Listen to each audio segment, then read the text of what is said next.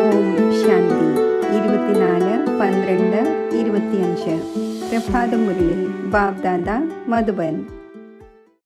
ബാബ പറയുന്നു, മധുരമായ കുട്ടികളെ, അവിനാശി ജ്ഞാനരത്നങ്ങളുടെ ദാനം തന്നെയാണ് മഹാദാനം. ഈ ദാനത്തിലൂടെ തന്നെയാണ് രാജപദം പ്രാപ്തമാകുന്നത്. അതിനാൽ മഹാദാനിയാകൂ. ചോദ്യം: ഏതു കുട്ടികൾക്ക് സർവീസിൻ്റെ താല്പര്യം ഉണ്ടായിരിക്കുമോ അവരുടെ മുഖ്യ അടയാളങ്ങൾ എന്തായിരിക്കും? ഉത്തരം: അവർക്ക് പഴയ ലോകത്തിൻ്റെ അന്തരീക്ഷം തികച്ചും നല്ലതായി തോന്നുകയില്ല. അവർക്ക് വളരെ പേരുടെ സേവനം ചെയ്ത് തനിക്ക് സമാനമാക്കുന്നതിൽ തന്നെയായിരിക്കും സന്തോഷമുണ്ടാവുന്നത്. അവർക്ക് പഠിക്കുന്നതിലും പഠിപ്പിക്കുന്നതിലും തന്നെയാണ് വിശ്രമം വരുന്നത്. മനസ്സിലാക്കിച്ച് തൊണ്ട കേടായാൽ പോലും സന്തോഷത്തിലിരിക്കും. അവർക്ക് ആരുടെയും സ്വത്ത് ആവശ്യമില്ല. അവർ ആരുടെയും പ്രോപ്പർട്ടിക്ക് പിന്നാലെ തൻ്റെ സമയം പാഴാക്കുകയില്ല. അവരുടെ മോഹത്തിൻ്റെ ചരടുകൾ എല്ലാ ഭാഗത്തു നിന്നും മുറിഞ്ഞിട്ടുണ്ടാകും. അവർ ബാബയ്ക്ക് സമാനം ഉദാരചിത്തരാകും. അവർക്ക് സേവനമല്ലാതെ മറ്റൊന്നും മധുരമായി തോന്നുകയില്ല. ഗീതം: ഓം നമഃ ശിവായ. ഓം ശാന്തി. ആരുടെ മഹിമയാണോ കേട്ടത്, ആ ആത്മീയ പിതാവിരുന്ന് കുട്ടികളെ പാഠം പഠിപ്പിക്കുന്നു. ഇത് പാഠശാലയാണല്ലോ. നിങ്ങളെല്ലാവരും ഇവിടെ ടീച്ചറിൽ നിന്നും പഠിച്ചുകൊണ്ടിരിക്കുന്നു. ഇതാണ് സുപ്രീം ടീച്ചർ. ഈ ഒന്നിനെ പരംപിതാവ് എന്നും പറയുന്നു. പരംപിതാവ് എന്ന് ആത്മീയ പിതാവിനെ തന്നെയാണ് പറയുന്നത്. ലൗകിക പിതാവിനെ ഒരിക്കലും പരംപിത എന്ന് പറയില്ല. നിങ്ങൾ പറയും, ഇപ്പോൾ നമ്മൾ പാരലൗകിക പിതാവിൻ്റെ അടുക്കിലിരിക്കുന്നു. ചിലർ ഇരിക്കുകയാണ്, ചിലർ അതിഥിയായി വരുന്നു. നിങ്ങൾ മനസ്സിലാക്കുന്നുണ്ട്, നമ്മൾ പരിധിയില്ലാത്ത പിതാവിൻ്റെ അടുക്കൽ ഇരിക്കുന്നു, സമ്പത്ത് നേടുന്നതിനായി. അപ്പോൾ ഉള്ളിൽ എത്ര സന്തോഷമുണ്ടാകേണ്ടതാണ്. മനുഷ്യരാണെങ്കിൽ പാവങ്ങൾ നിലവിളിച്ചു കൊണ്ടിരിക്കുന്നു. ഈ സമയത്ത് ലോകത്തിൽ എല്ലാവരും പറയുന്നു, ലോകത്തിൽ ശാന്തി ഉണ്ടാകണമെന്ന്. പാവങ്ങൾക്ക് ശാന്തി എന്ത് വസ്തുവാണ് എന്നറിയില്ല. ജ്ഞാനത്തിൻ്റെ സാഗരവും ശാന്തിയുടെ സാഗരവുമായ ബാബ തന്നെയാണ് ശാന്തി സ്ഥാപിക്കുന്നവൻ. നിരാകാരി ലോകത്തിലാണെങ്കിൽ ശാന്തി തന്നെയാണുള്ളത്. ഇവിടെ നിലവിളിക്കുന്നു, ലോകത്തിൽ ശാന്തി എങ്ങനെ ഉണ്ടാകും എന്ന്. ഇപ്പോൾ പുതിയ ലോകമാകുന്ന സത്യയുഗത്തിൽ ശാന്തി ഉണ്ടായിരുന്നു. അപ്പോൾ ഒരു ധർമ്മമായിരുന്നു. പുതിയ ലോകത്തെ പാരഡൈസ് എന്നും ദേവതമാരുടെ ലോകം എന്നും പറയുന്നു. ശാസ്ത്രങ്ങളിൽ ചിലയിടങ്ങളിൽ അശാന്തിയുടെ കാര്യങ്ങൾ എഴുതിയിരിക്കുന്നു. ദ്വാപരത്തിൽ കംസൻ ഉണ്ടായിരുന്നു എന്ന് കാണിക്കുന്നു. പിന്നെ ഹിരണ്യകശിപുവിനെ സത്യയുഗത്തിൽ കാണിക്കുന്നു. ത്രേതായിൽ രാവണന്റെ കോലാഹലം. എല്ലാ സ്ഥാനത്തും അശാന്തി കാണിച്ചിരിക്കുന്നു. മനുഷ്യർ പാവങ്ങൾ എത്ര ഘോര അന്ധകാരത്തിലാണ്. പരിധിയില്ലാത്ത ബാബയെ വിളിക്കുന്നുമുണ്ട്. എപ്പോഴാണോ ഗോഡ് ഫാദർ വരുന്നത്, അപ്പോഴാണ് ആ ഒന്ന് വന്ന് ശാന്തി സ്ഥാപിക്കുന്നത്. ഗോഡിനെ പാവങ്ങൾ അറിയുന്നതേയില്ല. ശാന്തി ഉണ്ടായിരിക്കുന്നത് തന്നെ പുതിയ ലോകത്തിലാണ്, പഴയ ലോകത്തിൽ ഉണ്ടായിരിക്കുന്നില്ല. പുതിയ ലോകം സ്ഥാപിക്കുന്നവൻ ബാബ തന്നെയാണ്. വന്ന് പീസ് സ്ഥാപിക്കൂ എന്ന് ആ ഒന്നിനെ തന്നെയാണ് വിളിക്കുന്നത്. ആര്യ സമാജികളും ശാന്തി ദേവ എന്ന് പാടുന്നുണ്ട്. ബാബ പറയുന്നു, ആദ്യത്തേത് പവിത്രതയാണ്. ഇപ്പോൾ നിങ്ങൾ പവിത്രമായി കൊണ്ടിരിക്കുന്നു. അവിടെ പവിത്രതയുമുണ്ട്, പീസുമുണ്ട്, ഹെൽത്ത്, വെൽത്ത് എല്ലാമുണ്ട്. ധനമില്ലെങ്കിൽ മനുഷ്യർ വിഷമിച്ചു പോകുന്നു. നിങ്ങൾ ഇവിടെ വരുന്നത് ഈ ലക്ഷ്മി നാരായണനെ പോലെ ധനവാനാകാനാണ്. ഇവർ വിശ്വത്തിൻ്റെ അധികാരിയായിരുന്നുവല്ലോ. നിങ്ങൾ വന്നിരിക്കുന്നത് വിശ്വത്തിൻ്റെ അധികാരിയാകുവാനാണ്. എന്നാൽ എല്ലാവരുടെയും ബുദ്ധി നമ്പർവാറാണ്. ബാബ പറഞ്ഞിട്ടുണ്ടായിരുന്നു, പ്രഭാത പ്രദക്ഷിണം നടത്തുമ്പോൾ ഒപ്പം ലക്ഷ്മി നാരായണന്റെ ചിത്രം തീർച്ചയായും എടുക്കണം. ഇങ്ങനെയുള്ള യുക്തി രചിക്കൂ. ഇപ്പോൾ കുട്ടികളുടെ ബുദ്ധി പവിഴ ബുദ്ധി ആകേണ്ടതുണ്ട്. ഈ സമയം ഇതുവരെ തമോ പ്രധാനത്തിൽ നിന്നും രജോ വരെയുമാണ് എത്തിയിരിക്കുന്നത്. ഇപ്പോൾ സതോയിലേക്കും സതോ പ്രധാനം വരെയും പോകണം. ആ ശക്തി ഇപ്പോഴില്ല, ഓർമ്മയിലിരിക്കുന്നില്ല. യോഗബലത്തിൻ്റെ വളരെയധികം കുറവുണ്ട്. പെട്ടെന്ന് സതോ പ്രധാനമാകുവാൻ സാധിക്കില്ല. സെക്കൻഡിൽ ജീവൻ മുക്തി എന്ന് ഏതൊരു മഹിമയാണോ ഉള്ളത്, അതാകട്ടെ ശരിയാണ്.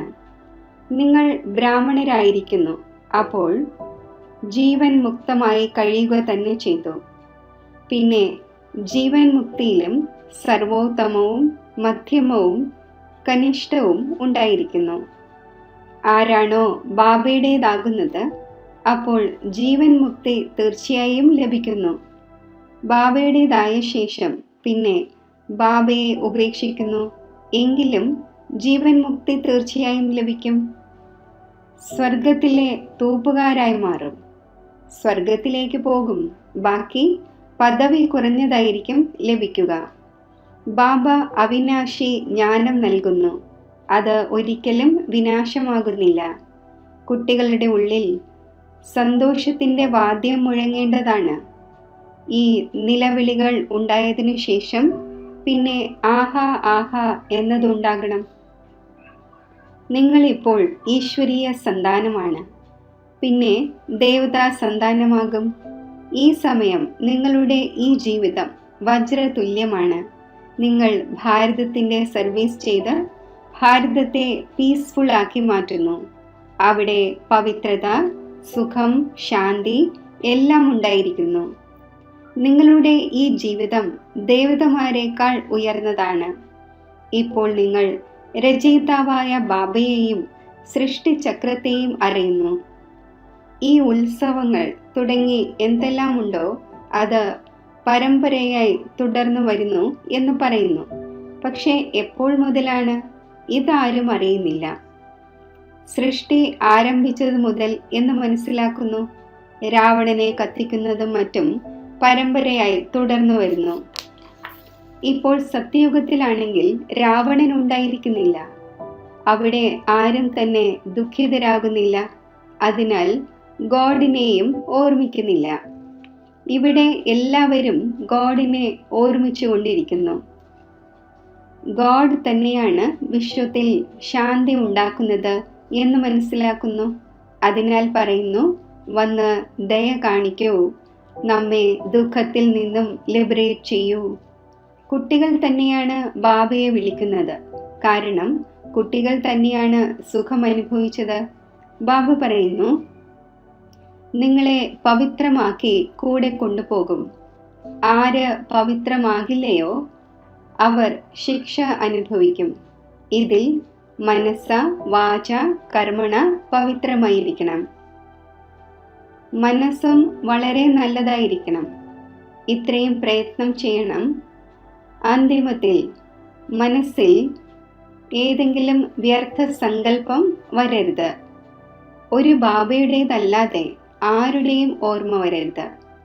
ബാബ മനസ്സിലാക്കിച്ചു തരുന്നു, കർമാതീത അവസ്ഥ ഉണ്ടാകുന്നത് വരെയും മനസ്സിൽ വരും. ഹനുമാനെ പോലെ ഇളകാത്തവരാകൂ. അതിൽ തന്നെ വലിയ പ്രയത്നം ആവശ്യമാണ്. ആരാണോ ആജ്ഞാകാരിയും വിശ്വസ്തരും സൽപുത്രരുമായ കുട്ടികൾ, അവരിലാണ് ബാബയുടെ സ്നേഹവും കൂടുതലായി ഉണ്ടായിരിക്കുന്നത്. 5 വികാരങ്ങളെ ജയിക്കാതെ ഇത്രയും പ്രിയപ്പെട്ടവരായി തോന്നുക സാധ്യമല്ല. കുട്ടികളായ നിങ്ങൾക്കറിയാം, നമ്മൾ കൽപ്പകൽപ്പങ്ങളിൽ ബാബയിൽ നിന്നും ഈ സമ്പത്ത് നേടുന്നു. അപ്പോൾ എത്ര സന്തോഷത്തിൻ്റെ രസം കയറേണ്ടതാണ്. സ്ഥാപനയാകട്ടെ തീർച്ചയായും ഉണ്ടാകണം എന്നതും അറിയുന്നു. ഈ പഴയ ലോകം തീർച്ചയായും ശ്മശാനമാകണം. നമ്മൾ ദേവസ്ഥാനത്തിലേക്ക് പോകുന്നതിനായി കഴിഞ്ഞ കൽപ്പത്തിലേതുപോലെ പുരുഷാർത്ഥം ചെയ്തുകൊണ്ടിരിക്കുന്നു. ഇതാകട്ടെ ശ്മശാനമാണല്ലോ. പഴയ ലോകത്തിൻ്റെയും പുതിയ ലോകത്തിൻ്റെയും അറിവ് ഏണിപ്പടിയിലുണ്ട്. ഈ ഏണിപ്പടി എത്ര നല്ലതാണ്. എന്നിട്ടും മനുഷ്യർ മനസ്സിലാക്കുന്നില്ല. ഇവിടെ സാഗരത്തിൻ്റെ തീരത്തിരിക്കുന്നവർ പോലും പൂർണ്ണമായി മനസ്സിലാക്കുന്നില്ല. നിങ്ങൾ ജ്ഞാനധനം തീർച്ചയായും ദാനം ചെയ്യേണ്ടതുണ്ട്. ധനം നൽകിയതുകൊണ്ട് ധനം കുറഞ്ഞു പോകുന്നില്ല. ദാനിയെന്നും മഹാദാനിയെന്നും പറയുന്നുവല്ലോ. ആരാണോ ഹോസ്പിറ്റലും ധർമ്മശാലയും മറ്റും നിർമ്മിക്കുന്നത് അവരെ മഹാദാനി എന്ന് പറയുന്നു. അതിനുള്ള ഫലം പിന്നെ അടുത്ത ജന്മത്തിൽ അല്പകാലത്തേക്ക് ലഭിക്കുന്നു. ആരെങ്കിലും ധർമ്മശാല ഉണ്ടാക്കുന്നു എന്ന് വിചാരിക്കുക. അപ്പോൾ അടുത്ത ജന്മത്തിൽ കെട്ടിടത്തിൻ്റെ സുഖം ലഭിക്കും. ചിലർ വളരെ വളരെ ധനം ദാനം ചെയ്യുന്നു. അപ്പോൾ രാജാവിൻ്റെ വീട്ടിലോ ധനികന്റെ വീട്ടിലോ ജനിക്കുന്നു. അത് ദാനത്തിലൂടെയാണ് ആകുന്നത്. നിങ്ങൾ പഠനത്തിലൂടെ രാജപദം നേടുന്നു. പഠനവുമുണ്ട്, ദാനവുമുണ്ട്. ഇതാണ് ഡയറക്റ്റ്. ഭക്തി മാർഗത്തിൽ ഇൻഡയറക്റ്റ് ആണ്. ശിവ് ബാബ നിങ്ങളെ പഠനത്തിലൂടെ ഇങ്ങനെയാക്കി മാറ്റുന്നു. ശിവ് ബാബയുടെ അടുക്കൽ അവിനാശി ജ്ഞാനരത്നങ്ങൾ ഉണ്ടായിരിക്കുന്നു. ഓരോരോ രത്നവും ലക്ഷക്കണക്കിന് രൂപയുടേതാണ്. ഭക്തിയെക്കുറിച്ച് ഇങ്ങനെ പറയപ്പെടുന്നില്ല. ജ്ഞാനം എന്ന് ഇതിനെയാണ് പറയുന്നത്. ശാസ്ത്രങ്ങളിൽ ഭക്തിയുടെ ജ്ഞാനമാണ്. ഭക്തി എങ്ങനെ ചെയ്യാം എന്നതിന് വേണ്ടിയുള്ള ശിക്ഷണമാണ് ലഭിക്കുന്നത്. കുട്ടികളായ നിങ്ങൾക്ക് ജ്ഞാനത്തിൻ്റെ അപാരമായ ലഹരിയുണ്ട്. നിങ്ങൾക്ക് ഭക്തിക്ക് ശേഷം ജ്ഞാനം ലഭിക്കുന്നു. ജ്ഞാനത്തിലൂടെ വിശ്വത്തിൻ്റെ ചക്രവർത്തി പദത്തിൻ്റെ അപാരമായ ലഹരി കയറുന്നു. ആര് ജാസ്തി സർവീസ് ചെയ്യുമോ അവർക്ക് ലഹരി കയറും. എക്സിബിഷനിലും അഥവാ മ്യൂസിയത്തിലും നന്നായി പ്രഭാഷണം നടത്തുന്നവരെ വിളിക്കുന്നുവല്ലോ. അവിടെയും തീർച്ചയായും നമ്പർ 1 ആയിരിക്കും. മഹാരഥിയും കുതിരസവാരിയും കാലാൾപ്പടയും ഉണ്ടായിരിക്കുന്നു. ദിൽവാഡ ക്ഷേത്രത്തിലും സ്മാരകം ഉണ്ടായിരിക്കുകയാണ്. നിങ്ങൾ പറയും, ഇതാണ് ചൈതന്യ ദിൽവാല. അത് ജഡമാണ്. നിങ്ങൾ ഗുപ്തമാണ്. അതിനാൽ നിങ്ങളെ അറിയുന്നില്ല. നിങ്ങൾ രാജ ഋഷിയാണ്. അവർ ഹഠയോഗ ഋഷിയാണ്. ഇപ്പോൾ നിങ്ങൾ ജ്ഞാനേശ്വരിയാണ്. ജ്ഞാനസാഗരം നിങ്ങൾക്ക് ജ്ഞാനം നൽകുന്നു. നിങ്ങൾ അവിനാശി സർജന്റെ കുട്ടികളാണ്. സർജൻ തന്നെയാണ് നാഡി നോക്കുക. ആരാണോ സ്വന്തം നാഡി തന്നെ അറിയാത്തത് അവർ പിന്നെ മറ്റുള്ളവരെ എങ്ങനെ അറിയുവാനാണ്? നിങ്ങൾ അവിനാശി സർജന്റെ കുട്ടികളാണല്ലോ. ജ്ഞാനാഞ്ജനം സദ്ഗുരു നൽകി. ഈ ജ്ഞാനം ഇഞ്ചക്ഷൻ ആണല്ലോ. ആത്മാവിന് ഇഞ്ചക്ഷൻ വയ്ക്കുന്നുവല്ലോ. ഈ മഹിമയും ഇപ്പോഴത്തേതാണ്. സദ്ഗുരുവിൻ്റെ തന്നെ മഹിമയാണ്. ഗുരുക്കന്മാർക്കും ജ്ഞാന ഇഞ്ചക്ഷൻ സദ്ഗുരു തന്നെ നൽകും. നിങ്ങൾ അവിനാശി സർജന്റെ കുട്ടികളാണ്. അപ്പോൾ നിങ്ങളുടെ തൊഴിൽ തന്നെ ജ്ഞാന ഇഞ്ചക്ഷൻ വയ്ക്കുക എന്നതാണ്. ഡോക്ടർമാരിലും ചിലർ മാസത്തിൽ 1,00,000 സമ്പാദിക്കും. ചിലർ 500 പോലും സമ്പാദിക്കുന്നത് പ്രയാസമാണ്. നമ്പർ വാരായാണല്ലോ ഓരോരുത്തരുടെയും അടുക്കൽ പോകുന്നത്. ഹൈക്കോർട്ടിലും സുപ്രീം കോർട്ടിലും തൂക്കിലേറ്റാനുള്ള ജഡ്ജ്മെന്റ് ലഭിക്കുന്നു. പിന്നെ പ്രസിഡന്റിന്റെ അടുക്കൽ അപ്പീൽ നടത്തുന്നു. അപ്പോൾ പ്രസിഡന്റ് മാപ്പും നൽകുന്നു. കുട്ടികളായി നിങ്ങൾക്ക് ലഹരി ഉണ്ടായിരിക്കേണ്ടതാണ്. ഉദാര ചിത്തരാകണം. ഈ ഭാഗീരഥനിൽ ബാബ പ്രവേശിച്ചപ്പോൾ ഇദ്ദേഹത്തെ ബാബ ഉദാര ചിത്തനാക്കിയല്ലോ. സ്വയം ഒന്നും ചെയ്യാൻ സാധിക്കുന്നില്ലല്ലോ. ആ ഒന്ന് ഇദ്ദേഹത്തിൽ വന്ന് അധികാരിയായി ഇരുന്നു. ശരി, ഇതെല്ലാം ഭാരതത്തിൻ്റെ മംഗളത്തിനു വേണ്ടി വിനിയോഗിക്കണം. നിങ്ങൾ ധനം വിനിയോഗിക്കൂ, ഭാരതത്തിൻ്റെ തന്നെ മംഗളത്തിനു വേണ്ടി.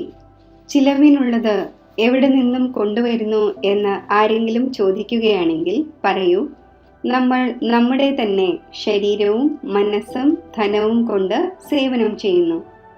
നമ്മൾ രാജ്യം ഭരിക്കും, അപ്പോൾ ധനവും നമ്മൾ വിനിയോഗിക്കും. നമ്മൾ സ്വന്തമായി തന്നെ ചിലവ് ചെയ്യുന്നു. ബ്രാഹ്മണരായ നമ്മൾ ശ്രീമത്തിലൂടെ രാജ്യം സ്ഥാപിക്കുന്നു. ആര് ബ്രാഹ്മണരാകുമോ അവർ തന്നെ ചിലവ് ചെയ്യും. ശൂദ്രനിൽ നിന്നും ബ്രാഹ്മണനായി പിന്നെ ദേവതയാകേണ്ടതുണ്ട്. ബാബ പറയുന്നു, എല്ലാ ചിത്രങ്ങളും ഇങ്ങനെ ട്രാൻസ്ലൈറ്റിൻ്റേത് ഉണ്ടാക്കൂ. അതിലൂടെ മനുഷ്യർക്ക് ആകർഷണം ഉണ്ടാകട്ടെ. ആർക്കെങ്കിലും പെട്ടെന്ന് തന്നെ അമ്പേൽക്കട്ടെ. ചിലർ ജാലവിദ്യമാണ് എന്ന ഭയത്താൽ വരികയില്ല. മനുഷ്യനിൽ നിന്നും ദേവതയാക്കി മാറ്റുക, ഇത് ജാലവിദ്യയാണല്ലോ. ഭഗവാൻ വാച്ച, ഞാൻ നിങ്ങളെ രാജയോഗം പഠിപ്പിക്കുന്നു. ഹഠയോഗിക്ക് ഒരിക്കലും രാജയോഗം പഠിപ്പിക്കുവാൻ സാധിക്കില്ല. ഈ കാര്യങ്ങൾ ഇപ്പോൾ നിങ്ങൾ മനസ്സിലാക്കുന്നുണ്ട്. നിങ്ങൾ ക്ഷേത്രത്തിലിരിക്കാൻ യോഗ്യരായിക്കൊണ്ടിരിക്കുന്നു. ഈ സമയം ഈ മുഴുവൻ വിശ്വവും പരിധിയില്ലാത്ത ലങ്കയാണ്. മുഴുവൻ വിശ്വത്തിലും രാവണന്റെ രാജ്യമാണ്. അല്ലാതെ സത്യയുഗത്തിലും ത്രേതായിലും ഈ രാവണനും മറ്റും എങ്ങനെ ഉണ്ടാകും? ബാബ പറയുന്നു, ഇപ്പോൾ ഞാൻ എന്ത് കേൾപ്പിക്കുന്നുവോ അത് കേൾക്കൂ. ഈ കണ്ണുകൾ കൊണ്ട് യാതൊന്നും നോക്കാതിരിക്കൂ. ഈ പഴയ ലോകം തന്നെ വിനാശമാകേണ്ടതുണ്ട്. അതിനാൽ നമ്മൾ നമ്മുടെ ശാന്തിധാമത്തെയും സുഖധാമത്തെയും തന്നെയാണ് ഓർമ്മിക്കുന്നത്. ഇപ്പോൾ നിങ്ങൾ പൂജാരിയിൽ നിന്നും പൂജ്യരായിക്കൊണ്ടിരിക്കുന്നു. ഇദ്ദേഹം നമ്പർ 1 പൂജാരിയായിരുന്നു. നാരായണന്റെ വളരെയധികം പൂജ ചെയ്തിരുന്നു. ഇപ്പോൾ വീണ്ടും പൂജ്യനായ നാരായണൻ ആയിക്കൊണ്ടിരിക്കുന്നു. നിങ്ങൾക്കും പുരുഷാർത്ഥം ചെയ്ത് ആകുവാൻ സാധിക്കും. രാജധാനി തുടരുന്നുവല്ലോ. ഏതുപോലെ king Edward the first, second, third എന്ന് തുടരുന്നത് പോലെ. ബാബ പറയുന്നു, നിങ്ങൾ സർവവ്യാപി എന്ന് പറഞ്ഞ് എന്നെ തിരസ്കരിച്ചു കൊണ്ടിരുന്നു. എന്നിട്ടും ഞാൻ നിങ്ങളുടെ ഉപകാരം ചെയ്യുന്നു. ഈ കളി തന്നെ ഇങ്ങനെ വണ്ടർഫുള്ളായി തയ്യാറാക്കപ്പെട്ടതാണ്. പുരുഷാർത്ഥം തീർച്ചയായും ചെയ്യേണ്ടതുണ്ട്. കഴിഞ്ഞ കൽപ്പത്തിലും ആര് പുരുഷാർത്ഥം ചെയ്തുവോ അവർ തന്നെ ഡ്രാമ അനുസരിച്ച് ചെയ്യും. ഏത് കുട്ടികൾക്ക് സർവീസിൻ്റെ താല്പര്യമുണ്ടായിരിക്കുന്നുവോ അവർക്ക് രാവും പകലും ഇതേ ചിന്തനം ഉണ്ടായിരിക്കുന്നു. കുട്ടികളായ നിങ്ങൾക്ക് ബാബയിൽ നിന്നും വഴി ലഭിച്ചു. അപ്പോൾ കുട്ടികളായ നിങ്ങൾക്ക് സേവനമല്ലാതെ മറ്റൊന്നും നല്ലതായി തോന്നുകയില്ല. ലൗകിക അന്തരീക്ഷം നല്ലതായി തോന്നുകയില്ല. സർവീസ് ചെയ്യുന്നവർക്കാണെങ്കിൽ സർവീസ് കൂടാതെ വിശ്രമമില്ല. ടീച്ചറിന് പഠിപ്പിക്കുന്നതിൽ രസം തോന്നുന്നു. ഇപ്പോൾ നിങ്ങൾ വളരെ ഉയർന്ന ടീച്ചറായിരിക്കുന്നു. നിങ്ങളുടെ തൊഴിൽ തന്നെ ഇതാണ്. എത്രത്തോളം നല്ല ടീച്ചറായി വളരെ പേരെ തനിക്ക് സമാനം ആക്കി മാറ്റുമോ അത്രയും തന്നെ അവർക്ക് പ്രതിഫലം ലഭിക്കുന്നു. അവർക്ക് പഠിപ്പിക്കാതെ സ്വസ്ഥത തോന്നുകയില്ല. എക്സിബിഷനിലും മറ്റും രാത്രി 12 മണിയായാലും സന്തോഷമുണ്ടാകുന്നു. ക്ഷീണം ഉണ്ടാകുന്നു, തൊണ്ട കേടാകുന്നു, എന്നിട്ടും സന്തോഷത്തിലിരിക്കുന്നു. ഈശ്വരീയ സർവീസാണല്ലോ ഇത്. വളരെ ഉയർന്ന സർവീസാണ്. അവർക്ക് പിന്നെ യാതൊന്നും മധുരമായി തോന്നില്ല. പറയും, നമ്മൾ ഈ കെട്ടിടവും മറ്റും വാങ്ങിയിട്ട് എന്ത് ചെയ്യുവാനാണ്? നമുക്കാകട്ടെ പഠിപ്പിക്കേണ്ടതുണ്ട്, ഈ സർവീസ് ചെയ്യേണ്ടതുണ്ട്. സ്വത്തിലും മറ്റും പ്രശ്നങ്ങൾ കാണുകയാണെങ്കിൽ പറയും, കാത് മുറിയുന്ന ഈ സ്വർണം കൊണ്ട് തന്നെ എന്ത് പ്രയോജനം? സർവീസിലൂടെ തോണി അക്കരെ എത്തേണ്ടതുണ്ട്. ബാബ പറയുന്നു, കെട്ടിടവും അവരുടെ പേരിൽ തന്നെ ആയിരിക്കട്ടെ. ബി കേസിനാണെങ്കിൽ സർവീസ് ചെയ്യേണ്ടതായിട്ടുണ്ട്. ഈ സർവീസിൽ പുറമേയുള്ള യാതൊരു ബന്ധനവും നല്ലതായി തോന്നുകയില്ല. ചിലർക്കാണെങ്കിൽ മോഹത്തിൻ്റെ ചരടുണ്ടാകുന്നു. ചിലരുടെ മോഹത്തിൻ്റെ ചരട് മുറിഞ്ഞതായിരിക്കുന്നു. ബാബ പറയുന്നു, മന്മനാഭവ, എങ്കിൽ നിങ്ങളുടെ വികർമ്മം വിനാശമാകും. വളരെയധികം സഹായം ലഭിക്കുന്നു. ഈ സർവീസിൽ മുഴുകേണ്ടതാണ്. ഇതിൽ വളരെയധികം പ്രാപ്തിയുണ്ട്. കെട്ടിടത്തിൻ്റെ മറ്റും കാര്യമില്ല. കെട്ടിടം തരികയും ബന്ധനമിടുകയുമാണെങ്കിൽ അങ്ങനെയുള്ളത് സ്വീകരിക്കുകയില്ല. ആർക്കാണോ സർവീസ് അറിയാത്തത് അവരെ കൊണ്ട് നമുക്ക് പ്രയോജനമില്ല. ടീച്ചർ തനിക്ക് സമാനമാക്കും. ആകുന്നില്ലെങ്കിൽ അവരെ കൊണ്ട് എന്ത് പ്രയോജനം? ഹാൻഡ്സിൻ്റെ വളരെയധികം ആവശ്യമുണ്ടായിരിക്കുന്നല്ലോ. ഇതിലും കന്യകമാരുടെ മാതാക്കളുടെ കൂടുതൽ ആവശ്യമുണ്ടായിരിക്കുന്നു. കുട്ടികൾ മനസ്സിലാക്കുന്നു, ബാബ ടീച്ചറാണ്, കുട്ടികളും ടീച്ചറാകേണ്ടതാണ്. ടീച്ചറിന് മറ്റൊരു കാര്യവും ചെയ്യാൻ സാധിക്കുന്നില്ല എന്ന് വരരുത്. എല്ലാ കാര്യവും ചെയ്യേണ്ടതാണ്. ശരി, മധുരമധുരമായ സീഖിലതെ കുട്ടികൾക്ക് മാതാവും പിതാവുമായ ബാബ് ദാദയുടെ സ്നേഹസ്മരണകൾ. Good morning. ആത്മീയ അച്ഛൻ്റെ ആത്മീയ കുട്ടികൾക്ക് നമസ്തേ. ധാരണയ്ക്കുള്ള മുഖ്യസാരം: രാവും പകലും സർവീസിൻ്റെ ചിന്തനത്തിൽ ഇരിക്കണം. മോഹത്തിൻ്റെ എല്ലാ ചരടുകളും മുറിക്കണം. സർവീസ് ഇല്ലാതെ വിശ്രമമില്ല. സർവീസ് ചെയ്ത് തനിക്ക് സമാനമാക്കി മാറ്റണം. ബാബയ്ക്ക് സമാനം ഉദാരചിത്തരാകണം. സർവരുടെയും നാടി നോക്കി സേവനം ചെയ്യണം. തൻ്റെ ശരീരം, മനസ്സ്, ധനം ഭാരതത്തിൻ്റെ മംഗളത്തിനു വേണ്ടി വിനിയോഗിക്കണം. അചഞ്ചലവും ആടാത്തവരും ആകുന്നതിനായി ആജ്ഞാകാരിയും വിശ്വസ്തരുമാകണം. വരദാനം: എന്തുകൊണ്ട്, എന്ത് എന്ന ചോദ്യങ്ങളുടെ വലയിൽ നിന്നും സദാ മുക്തമായിരിക്കുന്ന വിശ്വസേവാധാരിയും ചക്രവർത്തിയുമായി ഭവിക്കട്ടെ. എപ്പോഴാണോ സ്വദർശന ചക്രം റൈറ്റ് ദിശയിൽ ചലിക്കുന്നതിന് പകരം റോങ് ദിശയിൽ ചലിക്കുന്നത്, അപ്പോൾ മായാജീത് ആകുന്നതിന് പകരം പരദർശനത്തിൻ്റെ ആശയക്കുഴപ്പത്തിൻ്റെ ചക്രത്തിൽ വന്നു പോകുന്നു. അതിലൂടെ എന്തുകൊണ്ട്, എന്ത് എന്ന ചോദ്യങ്ങളുടെ വലയുണ്ടാകുന്നു. അത് സ്വയമേ തന്നെ രചിക്കുകയും ചെയ്യുന്നു. പിന്നെ സ്വയമേ തന്നെ കുടുങ്ങിപ്പോവുകയും ചെയ്യുന്നു. അതിനാൽ നോളജ്ഫുൾ ആയി സ്വദർശന ചക്രം തിരിച്ചുകൊണ്ടിരിക്കൂ. അപ്പോൾ എന്തുകൊണ്ട്, എന്ത് എന്ന ചോദ്യങ്ങളുടെ വലയിൽ നിന്നും മുക്തമായി യോഗയുക്തവും ജീവൻ മുക്തവും ചക്രവർത്തിയുമായി ബാബയോടൊപ്പം വിശ്വമംഗളത്തിൻ്റെ സേവനത്തിൽ ചുറ്റി സഞ്ചരിച്ചു കൊണ്ടിരിക്കും. വിശ്വസേവാധാരി ചക്രവർത്തി രാജാവായി മാറും. സ്ലോഗൻ: പ്ലെയിൻ ബുദ്ധിയോടെ പ്ലാനിനെ പ്രാക്ടിക്കലിൽ കൊണ്ടുവരൂ.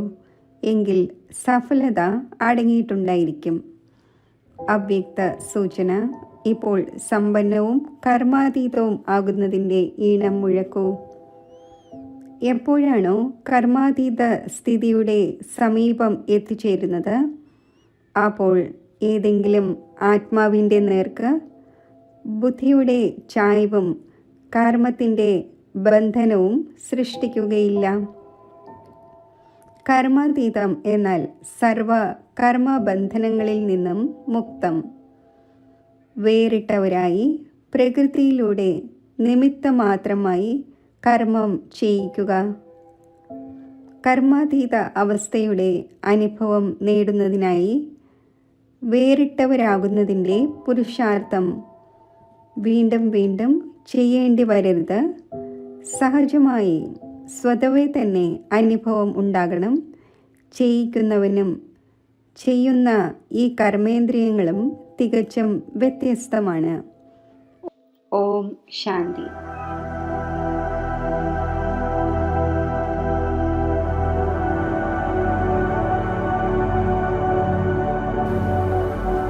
ശേഷം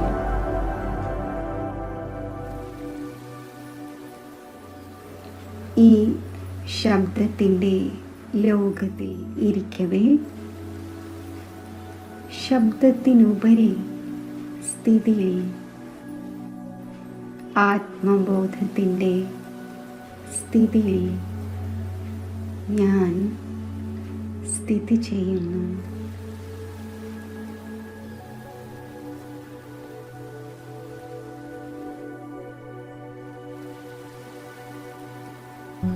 ആത്മബോധത്തിൻ്റെ ഈ ശ്രേഷ്ഠമായ സ്ഥിതി സ്വതവേ തന്നെ ശാന്തിയുടെയും ശക്തിയുടെയും സുഖത്തിൻ്റെയും അനുഭവം വരുത്തുന്നു.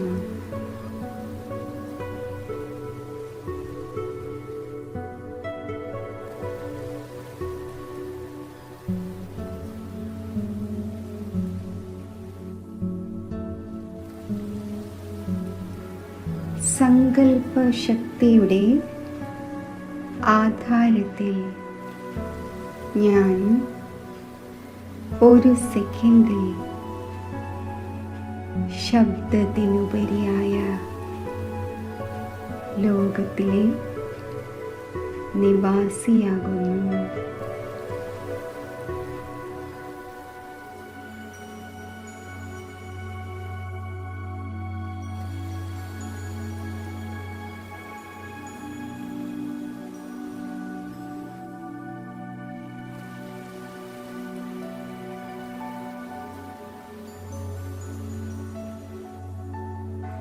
സർവത്ര സ്വർണ്ണ ചുവപ്പ് പ്രകാശം നിറഞ്ഞ ഈ സൈലൻസിൻ്റെ ലോകത്തിൽ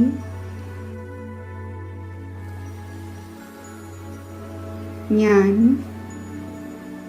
സർവ കർമ്മബന്ധന മുക്തമാണ്. സർവ കർമ്മ സംബന്ധത്തിനും ഉപരിയാണ്. സർവ്വതിൽ നിന്നും വേറിട്ട ഉപരാമ സ്ഥിതിയിൽ അശരീരി സ്വരൂപമായി സ്ഥിതി ചെയ്യുന്നു.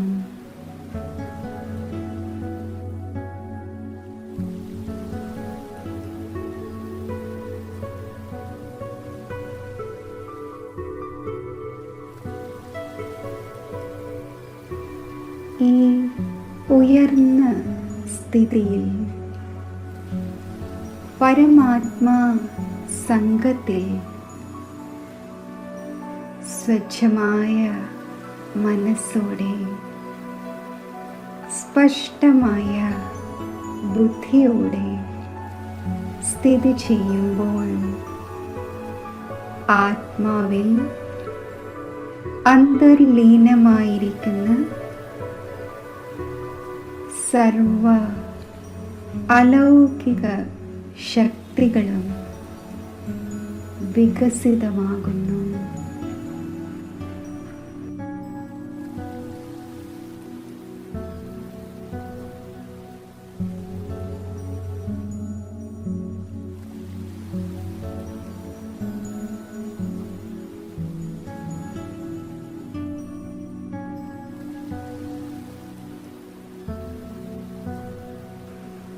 പരമാത്മാ സ്മൃതിയിൽ ലയിച്ചു ചേരുമ്പോൾ അതിരില്ലാത്ത ആനന്ദ അവസ്ഥയിൽ ഞാൻ സ്ഥിതി ചെയ്യുന്നു.